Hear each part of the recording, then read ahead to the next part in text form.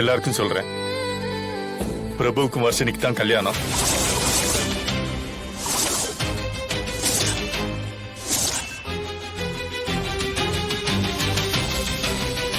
யார் தடுத்தாலும் யார் ஒத்துக்கலனாலும் ஒதுக்கி வச்சாலும் இந்த கல்யாணம் நடக்கும்.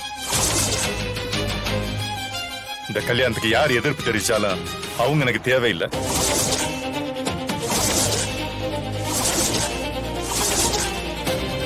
யாரா இருந்தாலும் அவங்கள ஒதுக்கி வைக்க நான் தயாரா இருக்கேன். அப்பா சிபி, உனக்கு சேர்த்தான் சொல்றேன்.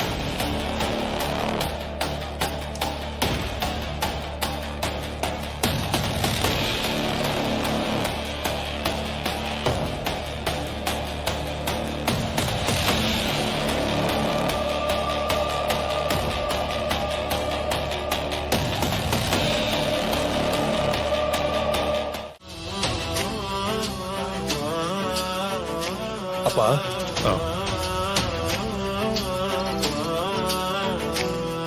சிபி, என்னப்பா கீழே வந்து என்னென்னமோ பேசிட்டு இருக்கீங்க? எப்படிப்பா அவனை போய்? போதுண்டா, போதும். நம்மளால வர்ஷினி ஜெயிக்க முடியாதுடா. அப்படி ஜெயிக்க நினைச்சோம்னா அவளை நம்ம இழந்துருவோம்டா. புரிஞ்சுக்கடா, புரிஞ்சுக்க சிபி. அப்பா என்னப்பா என்ன பண்றீங்க? எனக்கு வேற வழி தெரியல சிபி.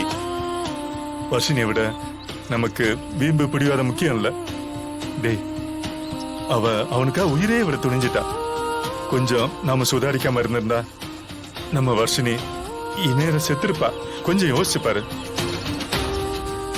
அவளுக்கு அப்படி ஒரு நிலைமை வந்திருந்தா அந்த குற்ற உணர்ச்சியிலிருந்து நாம மீண்டு வர முடியுமா? எத்தனை வருஷம் ஆனாலும் அவ நினைவு நம்மளை துரத்தி துரத்தி வரும். அதுக்கு அவ இஷ்டப்பட்ட வாழ்க்கையை வாழ்ந்துட்டு போட்டுமே.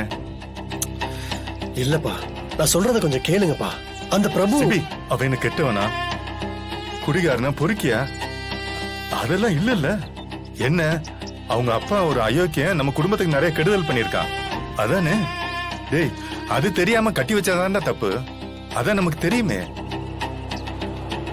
அந்த ஆளுக்கு அந்த குடும்பத்துக்கும் எந்த சம்பந்தமும் இல்லைன்னு அவங்களே சொல்றாங்களே. சிபி, எனக்கு தெரிஞ்ச வரைக்கும் பிரபு ரொம்ப நல்ல பையன்டா. இன்னொன்னு, அவன் கெட்டவனாக இருந்தாலும் என் பொண்ணை கட்டி வைக்கிற மனநிலைக்கு நான் வந்துட்டேன். ஏன்னா எனக்கு என் பொண்ணோட உயிர் தான் முக்கியம். அதுக்கப்புறம் தான் மத்த எல்லாமே. நீங்க சொல்றது எனக்கு புரியுதுப்பா. ஆனா கல்யாணம் ஆனதுக்கு அப்புறம் அவனால அவளுக்கு ஏதாவது பிரச்சனை வந்துச்சுன்னா? அப்படி எல்லாம் எதுவும் நடக்காது சிபி. ஏன் அந்த மாதிரி எல்லாம் யோசிக்கிற? என் பொண்ணு திறமையானவ, எல்லாத்தையும் சமாளிச்சு வாழ்ந்துருவா. அவ இவ்வளவு கான்பிடண்டா இருக்கும்போது நாம அவளை நம்பித்தானே ஆகணும். இங்க பாரு சிபி, அம்மாட்ட சொன்ன முடிவு தான் நான் உங்ககிட்டயும் சொல்றேன். பிரபுக்கும் வர்ஷினிக்கும் கல்யாணம் நடக்கணும், அவ்வளவுதான். சிபி, உன் தங்கச்சிடா, ஒத்துக்கடா. நான் தான் 20 வருஷமா கோமாலே இருந்துட்டேன். ஆனா நீ உன் தங்கச்சி கூட இருந்திருக்கில்ல, அவ வளர்ந்ததை நீ பாத்திருக்கில்ல. அவ மேல உனக்கு பாசம் இல்லையா, அக்கறை இல்லையா? அவ நல்லா இருக்கணும்னு நீ யோசிக்க மாட்டியாடா? அப்பா என்னப்பா பேசுறீங்க? அவ நல்லா இருக்கணும் தான் நான் இத்தனை நாள் போராடிட்டு இருக்கேன். அவகிட்ட இவ்வளவு பெரிய உண்மையை மறைச்சவன் வேற ஏதாச்சும் மறைச்சிருந்தா? ஏய், வேற எதையும் மறைக்கலடா. மறைச்சிருக்க மாட்டேன், நான் நம்புறேன். நீ நம்புடா. வர்ஷினி, இந்த சாப்பிடு. இல்லன்னா எனக்கு வேண்டாம். ஏன் வேணாம் வர்ஷினி? நீங்க யாரும் எனக்கு ஒரு முடிவு கூட சொல்லலையேண்ணா. அப்படி இருக்கும் போது நான் எப்படி சாப்பிட முடியும்?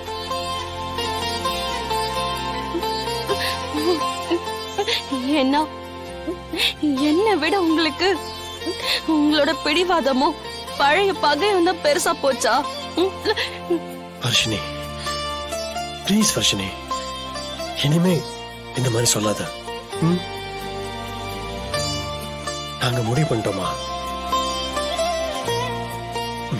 உனக்கும் பிரபுக்கும் கல்யாணம் பண்ணி வைக்கணும்னு நாங்க முடிவு பண்ணிட்டோம்.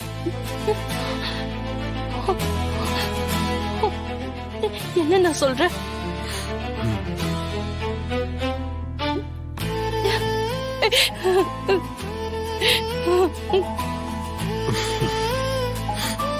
அழக்கூடாது. ம்? சரிண்ணா. சரி இந்தா சாப்பிடு. உன்னை விட எங்களுக்கு வேற எதுவுமே பெருசு இல்லடா.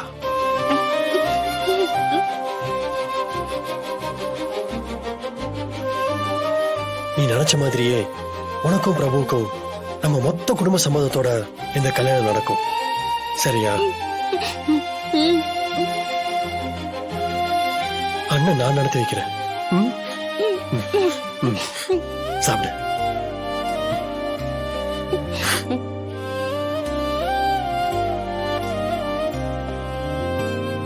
நாங்க எல்லாருமே இந்த சம்மந்தம் வேணான்னு சொன்னோம் தான். அதுக்கு என்ன காரணம்னு உனக்கே தெரியுமா? அதை எல்லாத்தையும் தாண்டி உங்க 2 பேரோட காதல் ஜெயிச்சிருச்சு.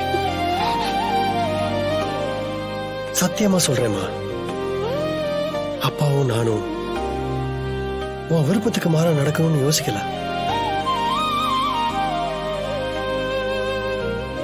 இந்த மேரேஜை நாங்க தடுத்ததுக்கு காரணமே அந்த பிரபுவாலேயோ இல்ல குறிஞ்சியாலேயோ உனக்கு ஏதாவது ஆபத்து வந்துருமோ, உன் எதிர்காலம் கெட்டு போயிருமோன்னு பயந்து தாம்மா. ஆனா நீ இவ்வளவு உறுதியா இருக்கும்போது, பிரபுவும் நீதான் உலகம் இருக்கும்போது, உங்களை தடுக்கிறதுக்கான எந்த உரிமையும் எங்க யாருக்குமே இல்லம்மா. தேங்க்ஸ்ண்ணா. பர்ஷு, அண்ணனுக்கு ஒரு ப்ராமிஸ் பண்ணுமா.